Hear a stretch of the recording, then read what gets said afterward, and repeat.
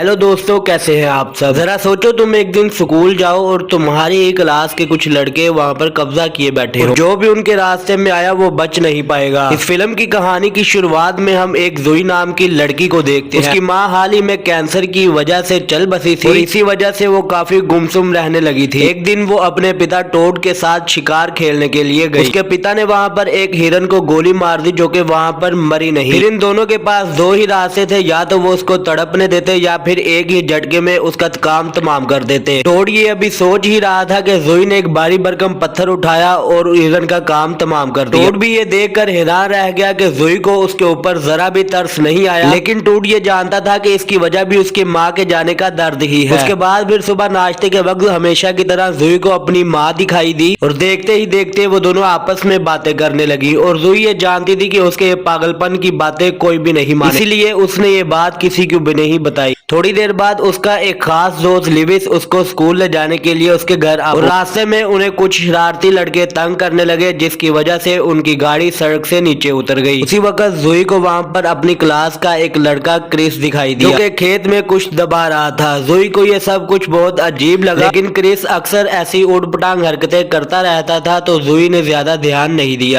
Lunch में जब जुई washroom में गई तो उसने एना नाम की एक लड़की को छत में कुछ छिपाते उसके जाने के बाद जुई ने वहां पर चेक भी किया, लेकिन वहां पर कुछ भी नहीं था। आज शहर में कई जगहों पर धमाके हो रहे थे और ये सब ऐसी जगहों पर थे जहां पर कोई जानी माली नुकसान ना हो। शहर की तमाम तर पुलिस और डॉक्टर उससे निपटने के लिए लग गए। इधर स्कूल की कैंटीन में अचानक एक वैन कांच का शीशा तोड़कर अंदर घुस आई। सुबह क्रिस नाम के जिस लड़के को जुई ने देखा था वो वैन से उतरा और उसने एक आदमी को गोली। उसके साथ उसके 3 और साथी भी थे। क्रिस की बहन एना और किप नाम का लड़का, जिसको सब लोग बेवकूफ कहते थे, उनका लीडर ट्रिस्टन। यही लोगों ने तमाम शहर में बॉम्ब लगाए थे ताकि पुलिस का ध्यान भटके और ये स्कूल में गोलीबारी कर सके। उन्होंने उसी वक्त कुछ लोगों को गोलियां मारकर अपना दबदबा बना लिया। इसके बाद बाकी सब अपने आप ही शांत हो गए। वॉशरूम से निकल रही थी कि तभी एक खून से तनी लड़की वॉशरूम में घुसी और मदद के लिए चिल्लाने लगी। जुई घबराहट के मारे कुछ भी नहीं कर सकी और उस लड़की ने उसकी बाहों में दम तोड़ दिया। जुई ने धीरे से वहां से निकलकर कैंटीन से आ रही आवाजों को सुना। यहाँ पर क्रिस्टन वहां बैठे तमाम लोगों को कह रहा था कि वो उसके बंदी हैं और उन्हें उसकी हर बात माननी होगी। उसे वहां पर एक लड़का दिखाई दिया जो कि उसे हमेशा तंग किया करता था, लेकिन वहीं क्रिस ने उसे गोली मार दी। लेकिन ट्रिस्टन ने उसे कहा कि उसे जब इजाजत हो वो तभी गोली चलाए। थोड़ी देर बाद किप जब वॉशरूम वाली साइड पे आया देखने के लिए तो जुई छत वाली जगह पर छिप गई। आगे बढ़कर स्कूल से बाहर निकलने के लिए कोशिश करने लगी। इधर ट्रिस्टन ने एक लड़की को अपनी माँ को फोन करने के लिए कहा। उस लड़की ने अपनी माँ को सारी बात रो रो कर बताई तो उसकी माँ ने फौरी पुलिस को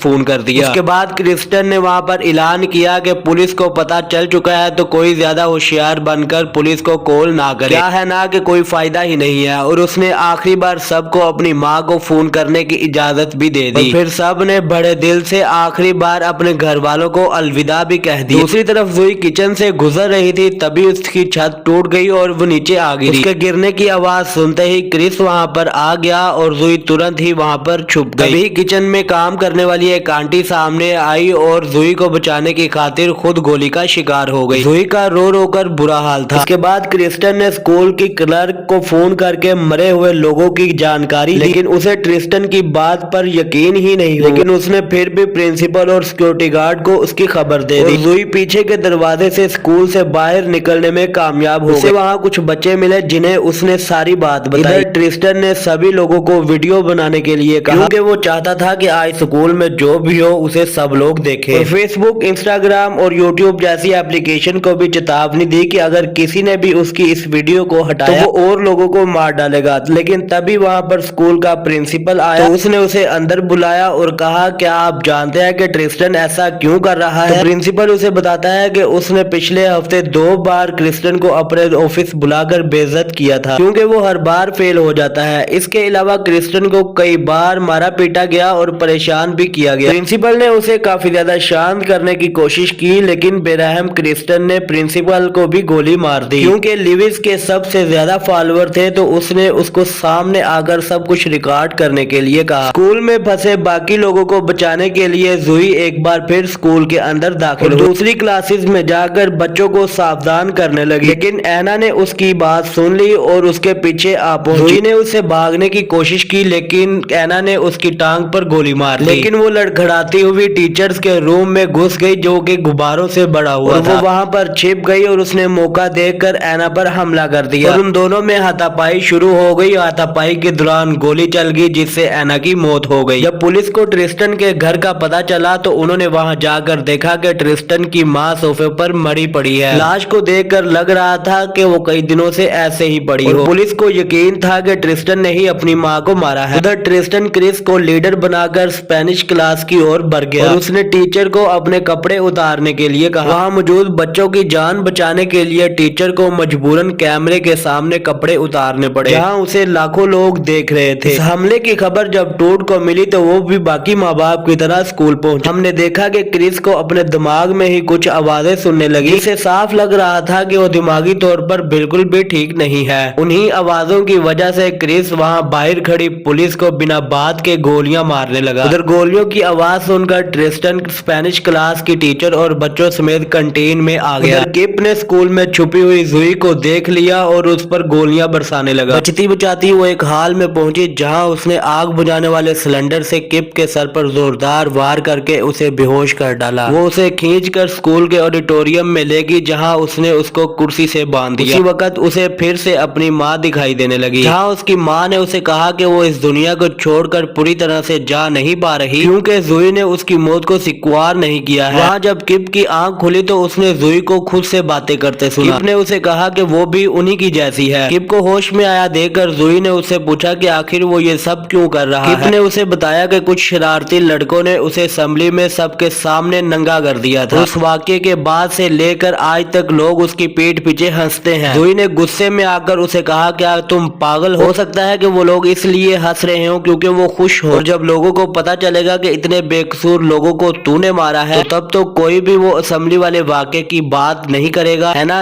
ये सुनते ही किप को ऐसा लगा कि वाकई ये लड़की सही कह रही है। ट्रिस्टन ने उसे उल्टी सीधी बातें समझाकर अपने जानसे में ले रखा था। फिर जूही ने बाहर आकर किप की वो बंदूक उठाई। टीचर अपने कुछ बच्चों को बाहर ले जा रही थी तो वो समझी कि जूही भी शायद उन हमला आवरों में से है, लेकिन जूही ने जल्दी से उसे सब कुछ समझा दिया। सबको सही सलामत बाहर निकालने के लिए उन सब की मदद की, लेकिन जूही खुद औरों को बचाने के लिए अंदर चली गई। टीचर भी उसके साथ लाइब्रेरी की ओर चल पड़ी, लेकिन बाहर गए कुछ बच्चों ने टूड को बताया कि जूही ने बहुत से लोगों को सही सलामत बाहर निकाला है, लेकिन वो अब भी स्कूल के अंदर मौजूद है। लेकिन अंदर ट्रिस्टन को भनक लग गई कि कोई तो है जो स्कूल से निकलने के लिए बच्चों की मदद कर रहा है। उसने ऐना को फोन किया तो जूही ने फोन उठाकर बताया कि उसने ऐना को मार दिया है। ट्रिस्टन ने जूही को 5 मिनट में कैंटीन में आने को कहा, नहीं तो वो सबको एक एक करके मार देगा। टूड ने भी ये सब कुछ अपनी लाइव स्ट्रीम पर देखा और अपनी बंदूक बाहर निकाल ली, और वो पुलिस के भरोसे ना बैठकर खुद ही अपनी बेटी को बचाने के लिए निकल गया। जूही किप के पास गई, जिसका दिल पछतावे से भरा हुआ था, लेकिन जूही ने इत्मीनान से उसे अपनी तरफ किया और उसे बंदूक देकर कैंटीन की ओर जाने लगी। ट्रिस्टन से ना डरते हुए उसके सामने आकर खड़ी हो गई और पीछे से किप भी उसे बचाने के लिए सामने आ गया। ट्रिस्टन किप को देखकर हंसने लगा और वही मौका देखकर गोलीबारी शुरू हो गई और क्रिस ने किप को मार दिया। वही मौका देखकर जूही और लिविस वहां से भाग गए और क्रिस उनका पीछा करने लगा। कुछ देर बाद लिविस ने बताया कि शूट आउट के दौरान उसे भी गोली लग गई थी। जूही ने उसे शांत करते हुए उसे किस की और उसे कहा कि इस साल की डांस पार्टी में वो उसी के साथ जाएगी, तो मरने के बारे में तो सोचियो ही ना। फिर वो क्रिस को भड़काने के लिए वहां से भाग केमिस्ट्री लैब में जाकर वहां एक गैस छोड़ दी, जिससे वहां पर धमाका हो गया। टूड वहां स्कूल के पीछे वाली जगह पर झाड़ियों में छुपा हुआ था। स्कूल के अंदर क्रिस ने जूही को ढूंढ लिया था और वो उसे मारने ही वाला था कि क्रिस ने उसे गोली मार दी। कानून को हाथ में लेने की वजह से पुलिस ने उसे गिरफ्तार कर लिया और वो खुश था कि उसने अपनी बेटी की जान बचा ली। जब ट्रिस्टन ने क्रिस को फोन किया तो इस बार फिर जूही ने फोन उठाया। जूही को उसकी माँ भी दिखाई दे रही थी, जिसने उसमें लड़ने का जोश भी बढ़ा दिया। तो जूही ने ट्रिस्टन को बताया कि क्रिस भी मर चुका है। फिर अपना प्लान बर्बाद होता देखकर ट्रिस्टन वैन में चला गया और एक बॉम्ब का बटन दबा दिया। जूही से बार बार कह के चिढ़ा रही थी कि उसका प्लान बर्बाद हो गया, उसका प्लान बर्बाद हो गया। उसने कहा कि ट्रिस्टन चाहता था कि उसे सब लोग जाने, लेकिन उसे कोई नहीं जानेगा,